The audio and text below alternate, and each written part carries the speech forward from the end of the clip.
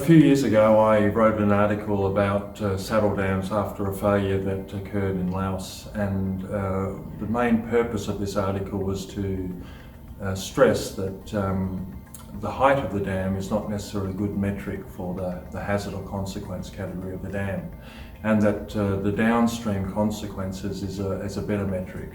In the same way, for temporary structures like cofferdams, the same principle holds, that the downstream consequences is what is important. For cofferdams, there is a gap, I feel, in the standards, the international standards for those dams. And I felt that now was a good time to put that forward as an article and to start the conversation. So that's what's motivated me. Probably the biggest thing that's changed in the dam industry since I started 30 years ago is probably the whole risk framework. And with the risk framework, it's around looking at the failure mechanisms for a dam, looking at the chance or probability of failure, and then looking at the downstream consequences.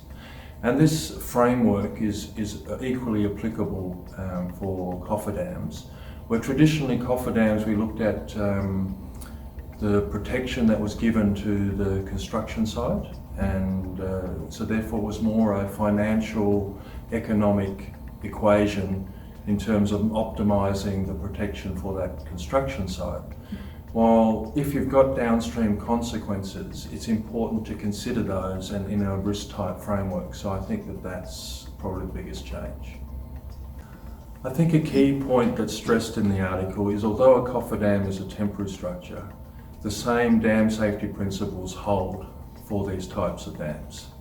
And when I say dam safety principles, I mean the things like monitoring of the structure,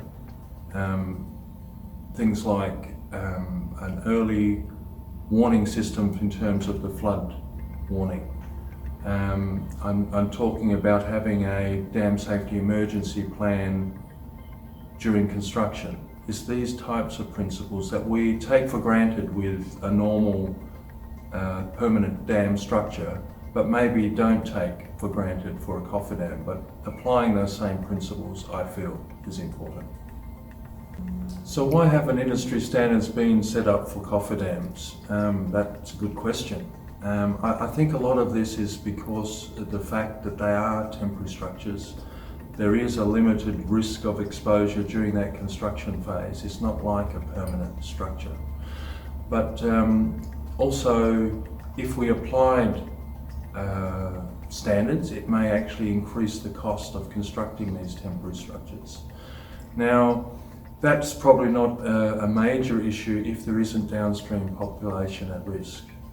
It is then probably that economic balance between the cost of constructing that cofferdam and the risk protection provided to the construction site.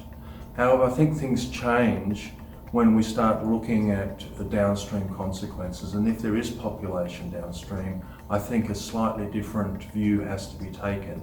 And I think this is the important part, and that's what the whole article is trying to propose and voice.